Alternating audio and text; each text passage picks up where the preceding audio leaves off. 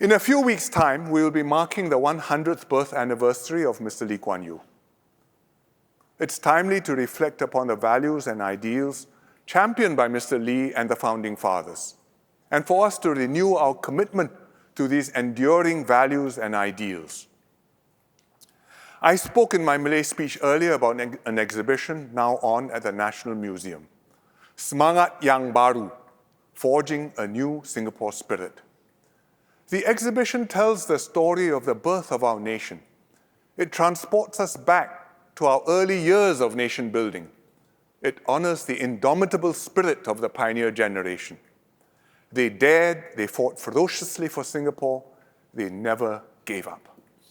And thus, they turned mudflats into a metropolis and took us from third world to first. But our forefathers built more than a nation of bricks and mortar, skyscrapers, and a thriving economy. They created a nation founded on ideals, justice and equality, religious freedom and racial harmony, a commitment to excellence, a fair system of meritocracy, and an uncompromising insistence on honest, clean government. Integrity and incorruptibility are fundamental to Singapore. They are the foundation on which we build, we run a clean and effective government and deliver results for Singaporeans. Mr. Lee Kuan Yew considered these the most crucial ideals of all. On his 90th birthday, he came to Parliament to attend the sitting. We celebrated his birthday in the members' room. We were all there. PAP MPs and ministers, opposition MPs led by Mr. Low Teck Yang, as well as NMPs. Frail and ill, Mr. Lee said just a few words. He spoke only about one thing.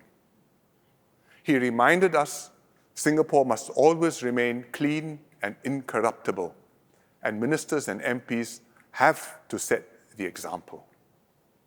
Otherwise, he said, we are finished. I will never forget those brief words.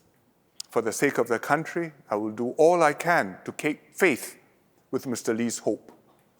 No matter the price, no matter the embarrassment or political cost, I will do my utmost to keep the system clean.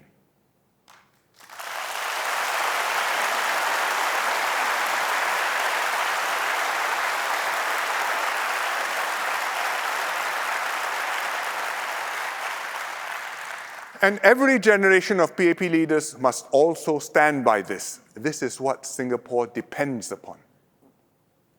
The ideals I spoke about are not just abstract aspirations. They are our compass. They guide every decision we make. They give purpose and meaning to our nation building. They make Singapore stand tall amongst the nations of the world. By upholding these ideals, we have, over the decades, built a high-trust society, one where people trust one another, regardless of race, language, or religion, where the people and government trust each other too, in big ways and small. This is what saw us through the ups and downs over the past 58 years